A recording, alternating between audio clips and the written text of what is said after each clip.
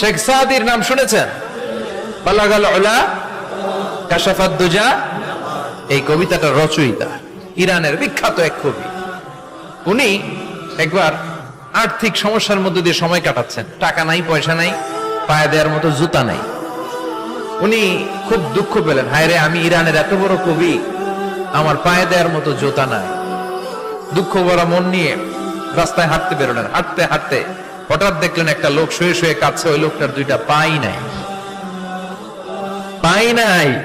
উনি সেজদায় পড়ে গেলেন, আল্লাহর কাছে ক্ষমা চাইলেন, আল্লাহ অনেক দিয়েছো, শুকর আলহামদুলিল্লাহ। এজন্য যেই পরিস্থিতিতেই থাকি না কেন আমরা কি পড়বো?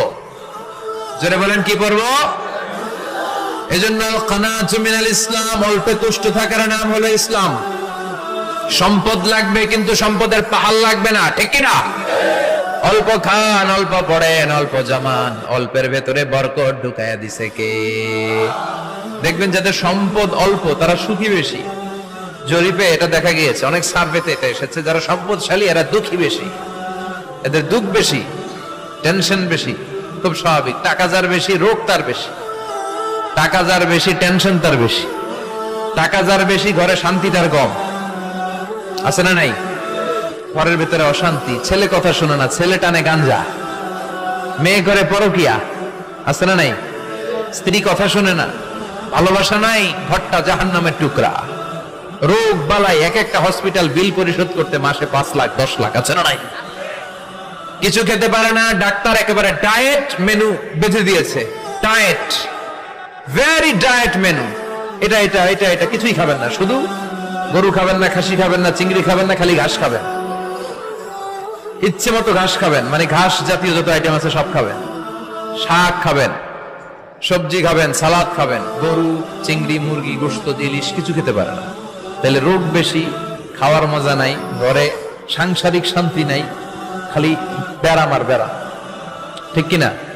কিন্তু সম্পদের পাহাড় গড়েছে। আর অল্প যারা খায়, অল্প পড়ে, রিক্সাওয়ালা, কুলিওয়ালা, অল্প বেতনের চাকরি, কিন্তু হক হালালি মেনে চলে, দেখবেন শান্তি আছে অনেক।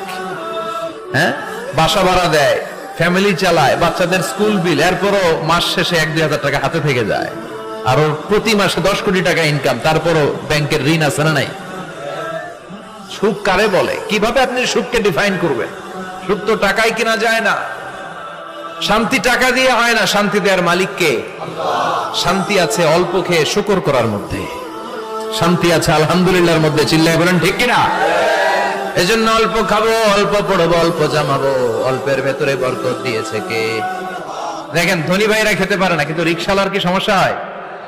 রিকশালারা সব খেতে পারে। কুলিওয়ালা, দিন মজুর, এরা একেবারে স্লিম সুঠাম দেহি, মেদহীন পেট, পেটে কোনো মেদ নাই, ভুড়ি নাই।